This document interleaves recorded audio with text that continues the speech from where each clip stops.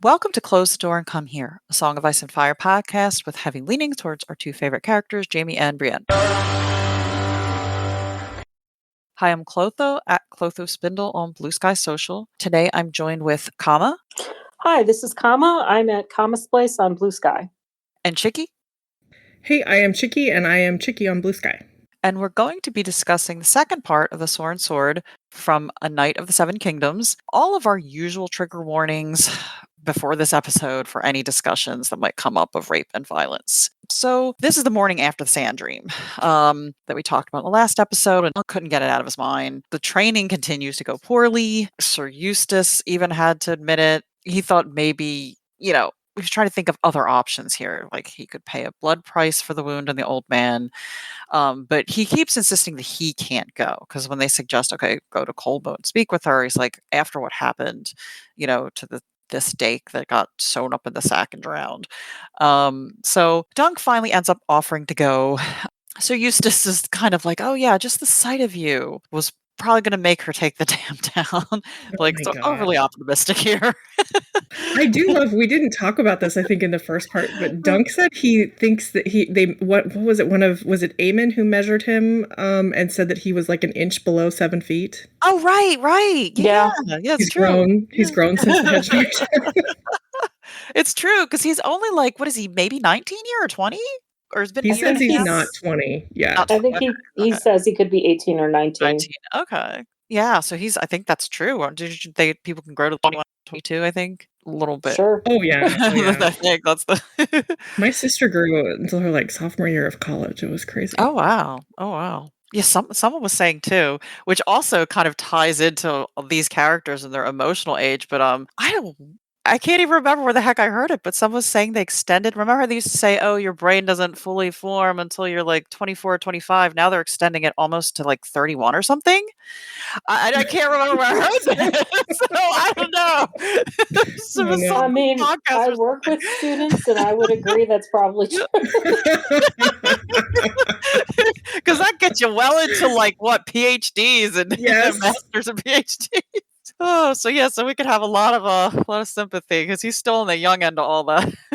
Yeah, so he's getting another bath here. There's this funny little discussion too, because Egg's like, you just got a bath a month ago, I think they said, or he ended up in 3 baths in 3 days, and Egg's like, you really need. He's like, I keep sweating. This is unheard of. That is such 10-year-old logic too. Oh, it's also because what's involved in getting him a bath. It's not like he just turns the tap. It's Egg hauling these kettles of water up and down. So stairs, and it's real heavy, and it's a big process. And that's kind of why they say Bennis is just whatever. Oh gosh. Oh, and this also we get another one of those callbacks. He can't sing to her. Or call forward to the future. The only song he knows all the way through is The Bear and the Maiden Fair, because they're kind of discussing how he's going to kind of gallantly woo her onto their side. It's funny. I don't fucking ask me why. I've been getting a bunch of George R.R. Martin videos on YouTube and just thrown into my algorithm. And I saw one not too long ago where he talked about when he started writing the first Dunk and Egg novella, and he said it was when he was just starting to write Clash. And I was like, so we always kind of assumed that maybe he invented Brienne after Dunk, but I almost think he kind of came up with them at the same time. So some of these parallels might be just even more intentional than we think. That's cool. Yeah, that's really cool. That's awesome.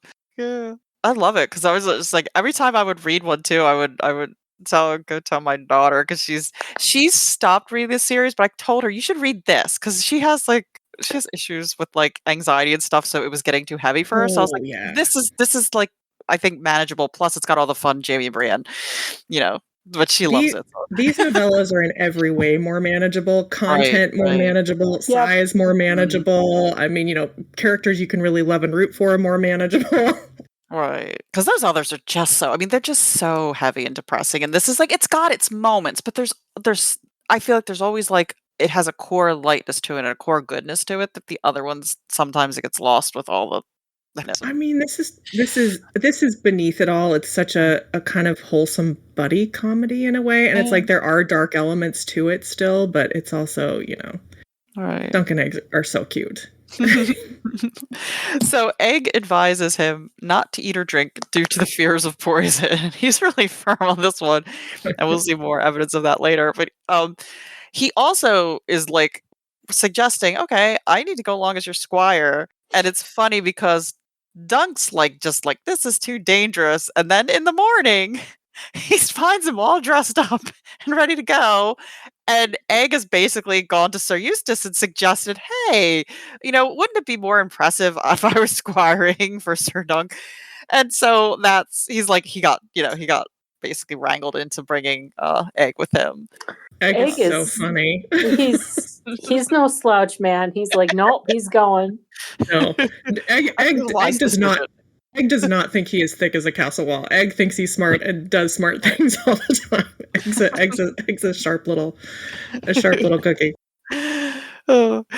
And so, we get more of like every time, and I think it's good they're bringing this up because he puts a cloak on him and this horrendous heat. It's wool. Oh my God, the description wool. Of this. And I'm like, okay, it is lovely that he gave him his son's cloak. I mean, that's a nice gesture, but it's like, I don't know, the equivalent of August in like New York City, and here, wear this white wool cloak. I mean, oh my God. And Doug's like, okay, we at least have to take this, we'll put this away until we get there. And like they're describing how they're planning it out. Like, okay, I can't do it on the little bridge where they putting it on to get there. Otherwise we're swimming in sweat. So they like carry it with them and they plan where they're going to put it on. But it's just like, I mean, the castle's not air conditioned. It's like even inside that thing's going to be hot. Yeah. Well, yeah, but you'd be out of the bright sun and those walls are probably like, what are they, stone or whatever. And a lot of buildings are constructed, like older buildings, and I'm sure castles are no exception, are constructed to sort of manage weather better. So it probably wouldn't be, I mean, it's not like they're walking into a fourth floor walk up or whatever. I mean, I'm sure he'd be cooler. But yeah, I'm like, here, wear this heavy wool winter cloak. Okay.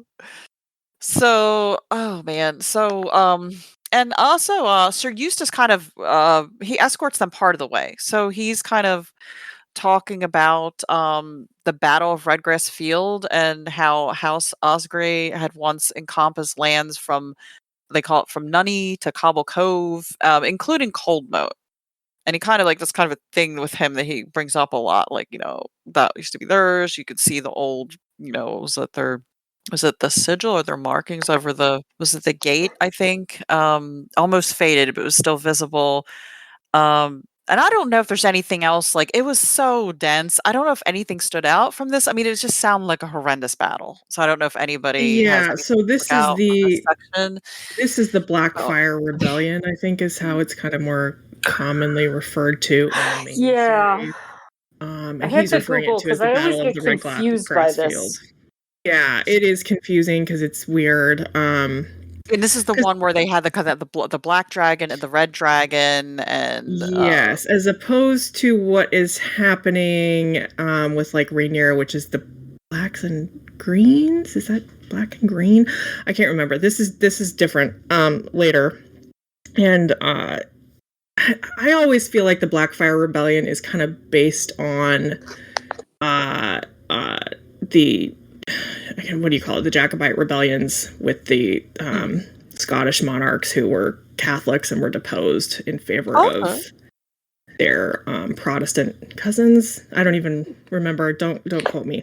I think that's what George is basing this on, because there are kind of two Blackfyre rebellions. So there's this one that we're talking about here, and then there's a second one very early in the final Aerys II's reign. Barristan Selmy actually kills the last Blackfyre, so it's kind of like there were two realms. And refresh my memory. So if I remember rightly, one of the Aegons had all these bastards, and he legitimized them all on his death, right? And this is what caused all the issues. Yeah. The Aegon before Egg, so it must be the Aegon the Fourth, legitimized all of his bastards. This includes, I'm pretty sure this includes, Bloodraven, Bittersteel, Black, Sheerus, right. All of that. There are like 10 of them. There are a ton, but those are kind of the main ones that you hear about.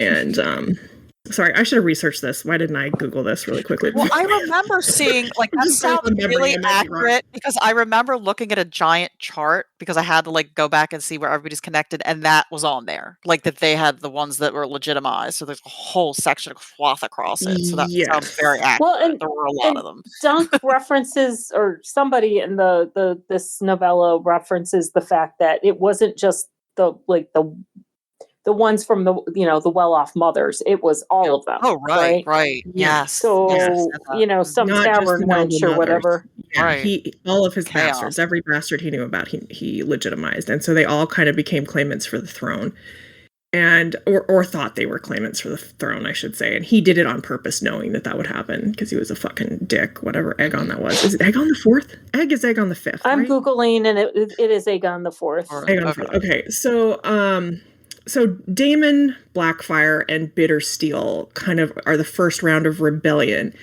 And they get repelled, and I can't remember if Daemon survives and it's Bittersteel who dies, or is it Bittersteel who lives and Daemon who dies? Regardless, Daemon Blackfyre has a son it's either his son or grandson, will eventually come back and try again, and that is the one that Barristan Selmy kills much later on, several decades from now. So, and they also, the Blackfyres go to Essos and found the Golden Company, who we have been talking about in our dance chapters that Tyrion is hearing about. And then you hear Jon Con, who has history with them, is hiring them to bring them back there. They're going to help support Aegon. So is Blackfyre the name of the bastards, or is that a new name? Is that name from another house? It's the name of the main bastard who tries to claim the throne. Okay. That's how that comes from Empire. Okay. And then Bittersteel is, he's a Rivers. Is he Brendan Rivers? Oh, right, because the other ones would be, they'd have all the different, They all have different names. Yeah. So because it's all spread out. Right. It's I don't have. Yeah, Brendan Rivers is Blood Brendan Rivers is Bittersteel. Yep. Oh, Brendan Rivers is Bloodraven? Yep. Okay. Brendan Rivers is Bloodraven. Bloodraven repels these siblings of his who are rebelling. And kind of manages to take over the kingdom afterward. And then I'm pretty sure it's Bittersteel that goes with either Daemon Blackfyre or his son. I'm looking it up. I don't. It's been so long since I even knew any of this stuff. So okay, Bittersteel. I'm sorry, because I feel like I should have researched that, but I was reading it and I was like, this is really interesting. Okay. I should have too. I should have known. Aegor Rivers is Bittersteel. Rivers, and he's a son of one of the Bracken, Barbara Bracken. Oh, and then because Bloodraven, his mom is a Blackwell, a Blackwood, or what is it? What is it? The other one? They're the mortal enemies of the Brackens, right? Oh yeah, right. Who is it? Blackwood. Blackwood. Yeah. Okay. Yeah. His mom is a Blackwood, and Bittersteel's mom is a Bracken. It's a continuation. And Shira Seastar is his half sister, and he had an affair with her, or lover, or whatever. Bloodraven's lover is Shira Seastar, yes. Who people think is still alive and is possibly Quaithe. That's a big theory. Oh, okay. I don't think so. But so regardless, what's funny about this is I think this one came out between. I think this novella came out between Storm and Feast. So I think George was finally thinking through some of the Blackfyre stuff at this point because it was coming up as he was starting to write. Of course, he was writing Feast, he was writing Dance at the same time. So it was starting to come up in that story. So he was actually having to kind of really think through what had happened in these. And I think that's why he included some of this history in this. That's why we got so much of it. Makes sense. Kind of across. Yeah, he was adding some stuff there that's going to be pertinent to the main series. So anyway, you're hearing about this. This is a very big event that happened. I don't know. Was it before Dunk was born, or he was just small when it happened? I don't remember. It was before he got hooked up with Sauron. I think probably when he was small. All right. The first Blackfyre Rebellion happens in 196 AC. Oh, and he was born like 193, right? Was that what they said, or 195? Sure. I remember looking up his age at some point. Yeah. Like, it could be. It's kind of like the Roberts Rebellion of Dunk's era, like the thing that kind of was the yeah, the he's big born shakeup. 193, so he's a little boy when this is all like a baby when all this is happening. Well, we'll have all this for. It'll be good to watch. Yeah. It'll be interesting to watch a show because we'll have all this. I hope everyone enjoyed that tangent that we were trying to work through and remember what happened. Welcome to we try to figure out the Tarbs, and they're bastards once again. Oh God, yeah. But if you want fun, look that up. Look up that family tree. It's big. It is. It's so funny how many Targaryens there are at this point. Yeah, so many like even legitimate ones at this point, and like how it gets whittled away in just a couple generations. It's just kind of crazy. So Sir Eustace turns back after they reach Wattswood, and at the end of it kind of area. And once he had left, Egg was like using his time to suggest how Dunk can win over Lady Weber again. They're back on this conversation with, he's suggesting more gallant compliments about her beauty. And this is another great one. Dunk thought she might be old since she had lived for husband. But Egg suggests that because he was kind of like, well, why would I tell her about compliment her looks if she's really old? And he's like, well, so Egg says, well, why don't you tell her that her gown brings out the color of her eyes? So there we get our more of the intentional Jaime and Brienne stuff. Which it makes sense that he's writing this between Storm and Feast, which is, let's just be frank, George's Jaime and Brienne era is what this was. Yes. These were his Jaime and Brienne years. So. And it's so cute because, like, admittedly, Egg has a much stronger hand on, court etiquette and courtly love than Dunk. But, he's a 10-year-old. Yeah. Advising this kid who's, 8 years older, 9 years older, who doesn't have any understanding of how to do this either. Right. Because he's using his teenage brother's, advice on wooing ladies. Because it's so funny because he said, tell her she has shapely ears and just to compliment their eyes or their shape. There's always something you can compliment about a woman. That's what his older brother was like. So it's really cute. And Egg, it's like Dunk laments that she was likely to sew him in a sack and throw him in a moat if he says that to her. Responds that he doubts she has a sack big enough, and once again he offers to use his boot, the ring, and but again Dunk is a firm no on this at this point, and they arrive several hours later at what he's sort of surprised. It's a pretty modest castle. Their first person they meet with is Sir Lucas, this very grouchy. I don't know if grouchy's strong enough for her. He's another asshole. Yes, asshole. And we gotta break in here and say, Lucas Inchfield is I don't know how he's related to Owen Inchfield, but Owen Inchfield is the one who tried to kiss Brienne. He was part of the bet. And he is the one who tried to kiss Brienne.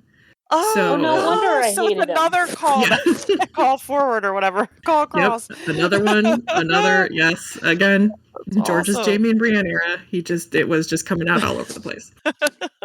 Oh gosh. So, and it says he's basically kind of anyone wants to meet with her, they have to meet. They have to get his approval. Is the deal right now, and he's angry, and he tells Dunk he should hang him, but that he's going to let him run back to Standfast and bring back Sir Bennis. And this is a really great character. So we meet Septon Sefton, who actually at one point apologizes for his weird name. I know. I love that he acknowledges that his name is crazy for a Sefton. And he's sort of he plays this really cool role here, very diplomatic, but he implores Sir Lucas to let Dunk speak with her.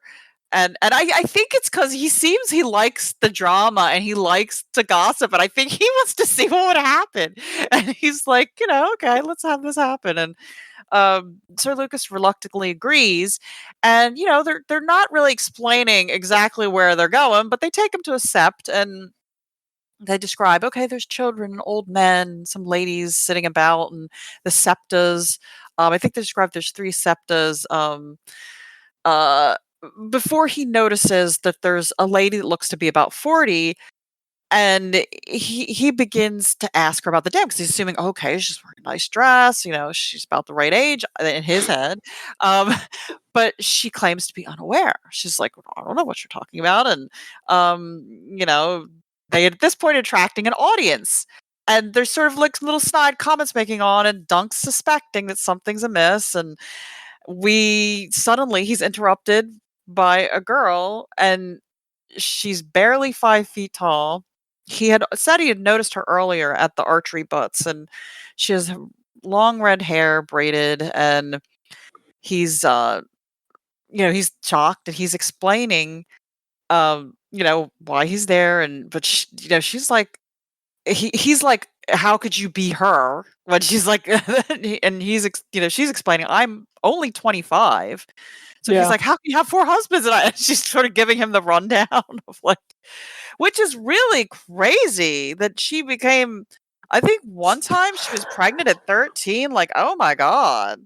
I mean, horrible. There are a lot of like, while child marriage is not as common as people think, like the idea that you'd be married at 12 or 13 and you could end up with a couple of husbands is not, I mean, everything she comes up with is incredibly plausible for why that could happen. And also, if she was having children that young, it's not the safest. So that could explain. They were saying, oh, she was killing her children or sacrificing them to the yada yada to have a curse. But they probably it explains why they died. Yeah. So he's becoming more and more frazzled. His face is turning bright red. She's commenting on it. There's really some really great banter back and forth, and she's kind of teasing him. She can tell he's trying to be this whole gallant, thing that Egg was trying to get him to do, but he's just messing it up. And she finally sort of puts him, out of his misery and asks the Septon to show him to her audience chamber. And this is a kind of funny part where he brings in wine, or they get wine and water brought in for them as they're waiting, and Egg's like, and there's a cute little illustration with the two just making this very sour face. He is refusing to drink any of this. He's like, I want no part of this. Well, we kind of glossed over it, but he talks about at some point, I think earlier, when he's talking about potions and stuff and warning Dunk, like how his sister gave him a love potion. So, so like he clearly has some family history with, avoiding. That's true. That's a good point. He definitely does. I mean, there have been several Targaryens who've kind of dipped into witchcraft and poison and this type of thing. So. and I guess, and Dunk's just kind of like, okay, well, if the Septon's drinking it, he's taking little small sips, like all the good that'll do, but he's still, and as the Septon, like, he's got a ton of gossip. He give us a lot of gossip here, and he's describing what's going on in the rest of the kingdom, and sort of Dunk's feeling a little like nervous here. He's glancing at Egg because some of what he's hearing sounds treasonous to Dunk. So he's like, how must this sound to Egg? And he can see that he's struggling to keep quiet with all his might, as he's sitting there, his little body. I appreciate this about Dunk's moral compass, because he's just like, he's worried that these guys are talking treason in front of a Targaryen royal, and he's a little worried about them, even though they're technically his enemies at the moment. He doesn't want them to accidentally incriminate themselves in front of Egg, which he kind of has. This is just such a Dunk moment. Oh, I know. Oh gosh. So he changes the subject, and he tells them that they sort of find out that Lady Weber must wed again soon. And he's talking about how there was a will, and there's like sort of these demands in the will that are before her father passed that say, that if she doesn't marry between such a date, which I think is coming up in a month, I think they said, and that she's going to lose her rights. And after a brief discussion involving all this, she arrives and overhears this and declares that the Septon has the has the biggest mouth in Westeros, and she's like, I think the thing is, it seems like I don't get the impression. I think he means well. Like, I don't think he's like super shady. So he's just likes to talk. Is my I think impression. he's just a chatty Cathy, and Yeah. he's like sharing all this stuff. And I don't, it's there are people like this, right? That can't keep their mouth shut and will spill all the tea. Well, and he's kind of you can tell. I mean, he spent a bunch of time in King's Landing. He's pretty well connected. He's a member of the nobility, or was before he became a Septon, and he's got the air of the socialite about him. Loves a good gossip and stuff. And it sounds kind of funny how he describes how with every husband she collected more relatives. Like isn't he like the brother or brother-in-law of somebody else? He's a brother-in-law, just like the other lady was a sister-in-law. Yeah, she's got 4 former husbands and all of their relatives. Oh man, so he's got to do something to amuse himself down there with all that, a lot of drama. So the discussion turns to the dam and Sir Bennis, and she's, they're pretty adamant here. The theme comes up and up again that they want Sir Bennis, and he needs to be brought there. And her Meister even points out, like, they have 20 times as many small folk to support them. And they need and sort of this is like sort of that argument where it was like I'm hearing it, and I'm like, this still doesn't make, you're saying that your people, yes, you might have more people that they matter a little more than the other people. So he's trying to kind of explain away, well, this is why we need the water more. And she's like, I think this is a kind of weird thing too. Like, the whole moat thing struck me as kind of odd, but she's like, okay, I get that she doesn't trust men, and she's putting her, she used this term, I put my trust in stone, steel, and water around the moat that protects her. But I mean, I feel like it still can only do so much. Like, I mean, I guess they're trying to find a reason. Well, isn't it Dunk says you still have the moat if there's water in it or not? You know, it's still an impediment to getting into the castle. Yeah, I mean, I've already covered how I feel about this. I don't care if she has legal right to it. I don't care if some idiot Targaryen told her she could have it. Like, this is just not how things operate with a river.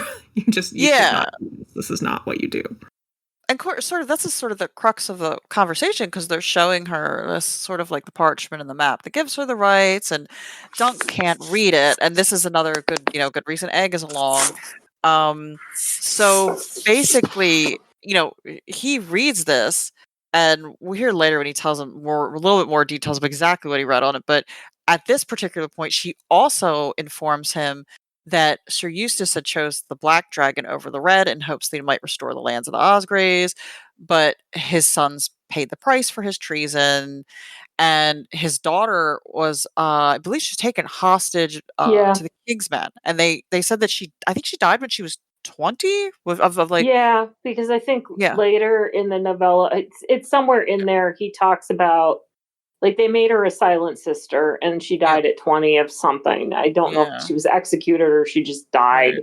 And then his wife killed herself. Because it took her last remaining child. The whole thing is horrific. I love how this is written, because you can just feel Dunk's horror at the idea that he has been serving a traitor. He very clearly draws moral lines in this rebellion.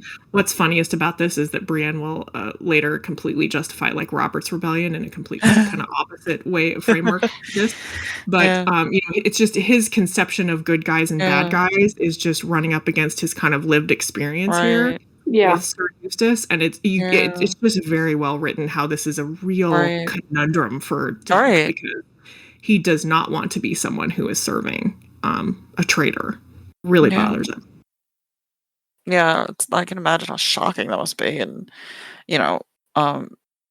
he's trying to afterwards reason in his own mind, like, it was 15 years ago and they still need the water. And I think he's trying to get himself composed enough that he can kind of just even get back to the Standfast and have this conversation with Sir Eustace and confront him. But in his final attempt, he asks what she might, that she might give him the water for the sake of his son Adam. And that was something that Sir Eustace had sort of asked him to say to her, and her face turned to stone. She orders him to kneel and slaps him in the face. And he, he comments that it was very hard. I'm not hurt, but it was still really hard. And then she orders him to leave at once and bring Sir Bennis by tomorrow, or that she would come with fire and sword, is how she puts it after them.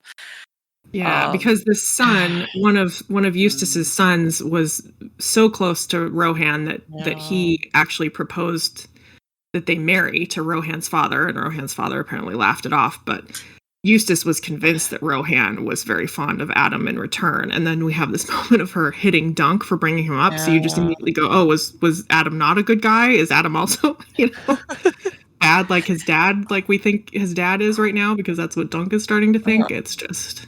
And then the Septon, as they're leading them out, he starts to explain, oh, no, well, this is what his take on it is, that she loved the boy when they were young, and that she wept for his death and not her husband's after the Battle of Redgrass Field. So she blames Sir Eustace for his death. So that's the Septon's take on it at this point. All we know, haven't heard from her yet. And she'll, I think, explains a little further down. All we know is that it made her violent. We don't really know. Right. We don't know the exact details. And, also, because they say because that would have been, he says 15 years ago, she would have been 10. That's really... It was right after her first marriage. She was married to a 12-year-old boy when she was 10, and that boy was killed in the Blackfyre Rebellion. Oh my gosh. Along with this Adam, and everybody says she pretended that she was upset about the husband that she lost, but she was in fact upset about Adam. That's the rumor anyway. Yeah. So I mean, that's so young. Like so young. Oh. Yeah. Because it's just wild what she's been. So I could see how these sort of sort of PTSD type responses from these experiences and being surrounded by a lot of people died in her life. Well, then she's managed to sort of keep it together and succeed, and regardless of her stealing the water, which is, I agree with Chicky, is reprehensible, but everything else, I mean, she's got all of these relatives, this impossible will of her father's that she's dealing with, and she's 25 and she's doing pretty okay. Yeah. And a lot of shit to hold together. And I mean, I think we find out at some point, I think one of her husbands was 50 or 60 or something like that. I mean, she's they haven't been a choice lot there. Yeah, that was the one that she was 13 when she got married to the 55-year-old. Gross. Yeah. Gross. And then on top of it, because it's because she's done so well, is she's vilified as this poisoner, witch, hag, whore, all these things that are flung at her. Yeah. She's a survivor. Yep. Yeah. Oh, so Dunk's basically telling the Septon to ask her to beg her pardon for him. He expresses that he didn't wish to hurt her. And, on the ride back, Egg explains what was on the parchment, that it had granted Wyman Weber all rights to it's pronounced Checky water? I don't know. Is that how it's pronounced? Yeah, Checky. Water. It also stated that if Sir Eustace dies without a male heir, the standfast would revert to the crown and Lord Weber's privileges would end.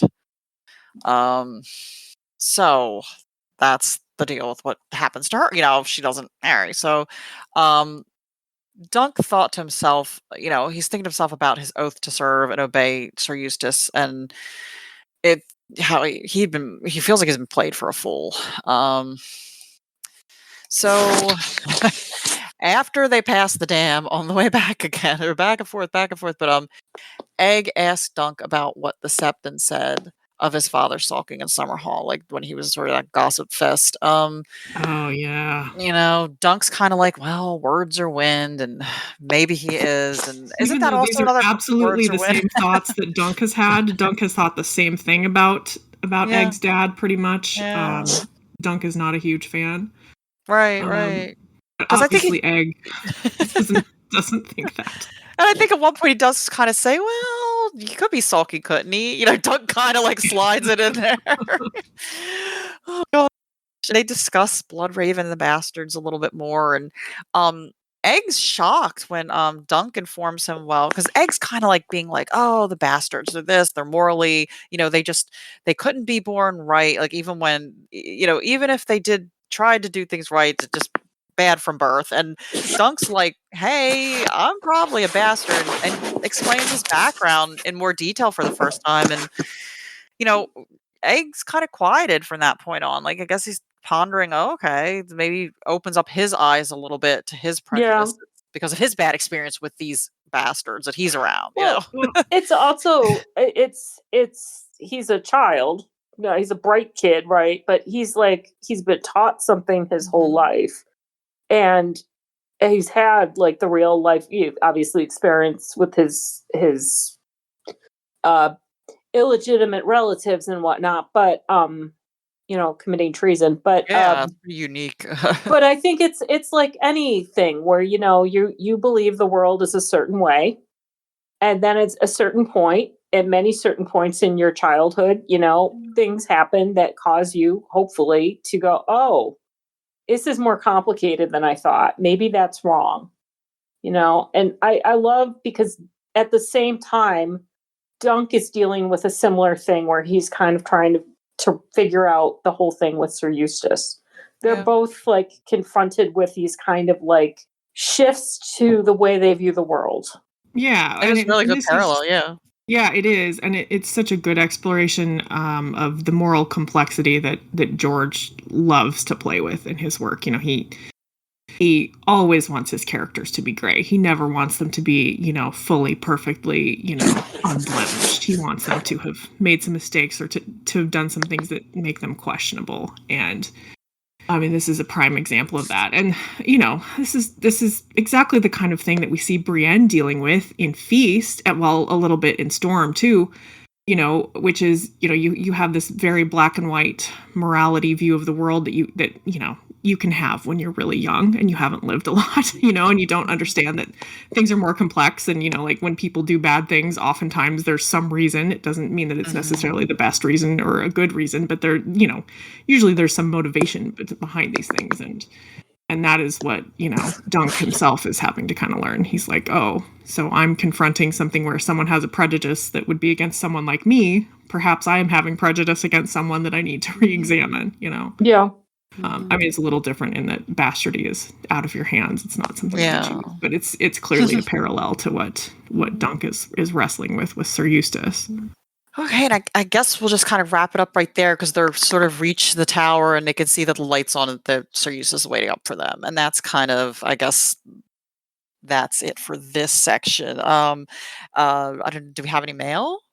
We do have some mail for this this section of the novella. So first we have something from Life Scene 8420 on Reddit, on the Jaime Brienne subreddit. And it says, how do you think Dunk and Weber, I assume they mean Rohan Weber, will meet in future books, or what is your theory or dream of how they will meet in the future?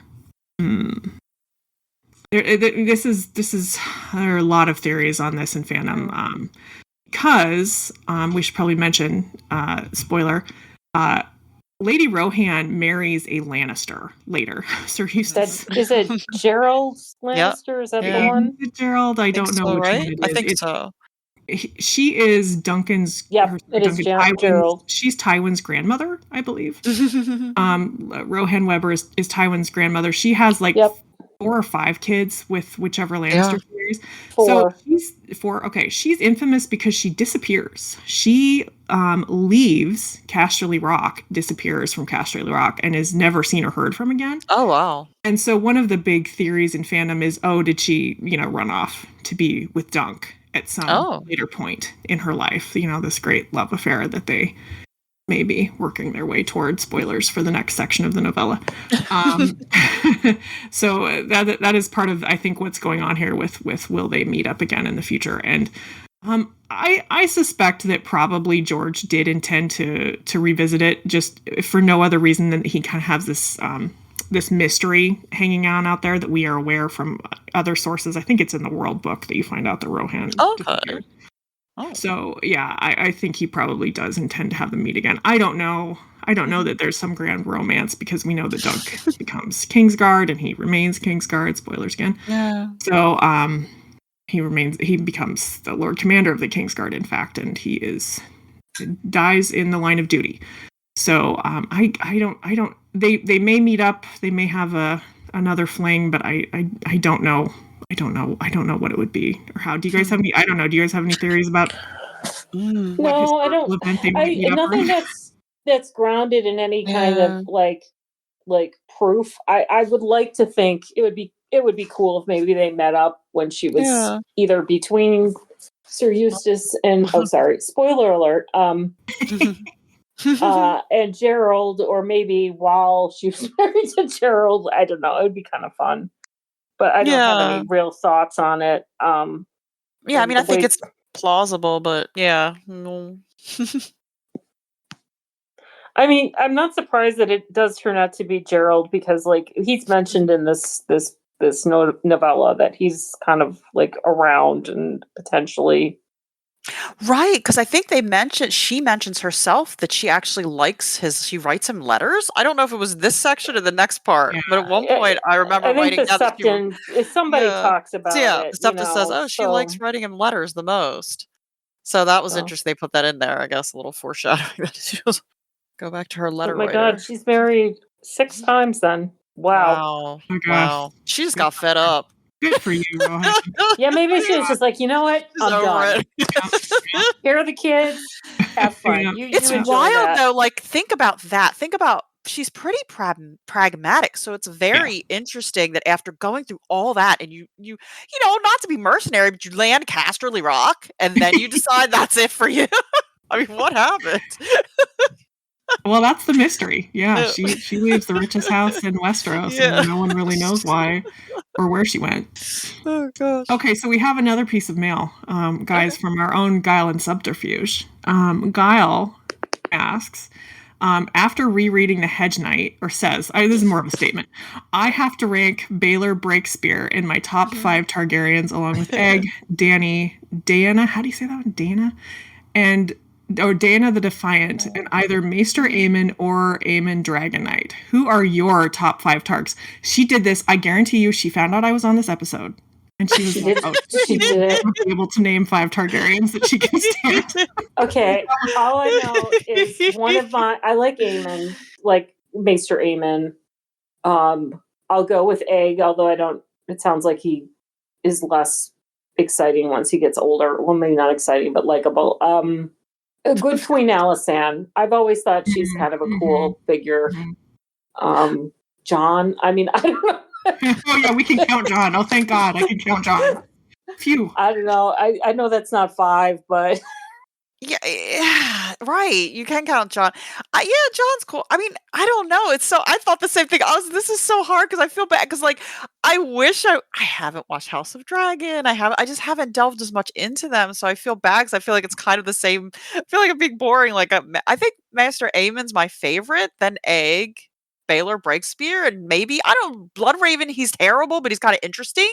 Like, thematically for the series, he's kind of interesting. And, like, you know, I feel bad because there's probably really interesting. I haven't delved enough to all the like lady characters and all the, you know, it's like, I don't know. It's stories just, but of like the girls that were so sent much to the Maiden Vault and like all these different stories. I don't know much about that.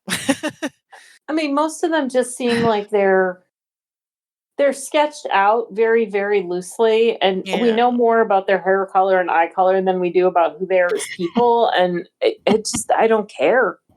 Yeah. Well, it looks like I'm looking up the Dana. It looks like she was a horsewoman, and like, you know, that's why Kyle loves her. There we go. Oh, there we go. Ride archer riding at rings. She sounds cool. She sounds really cool. I don't even know which one that is. Okay.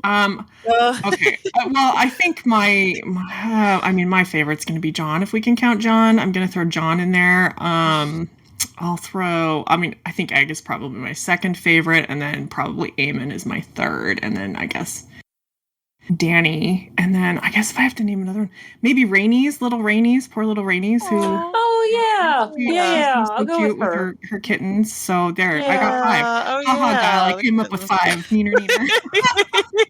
Little kittens. I mean, there are interesting ones. I mean, obviously, I don't engage with the House of the Dragon, and I have not read those novellas either. But like, Daemon does seem interesting. Rhaenyra and Daemon both seem very interesting, actually. Obviously, yes, Bloodraven is an interesting one. I think Visenya Targaryen is very interesting. I would not call her a favorite, but I mean, like, very interesting. The OG Visenya, the right, one. right.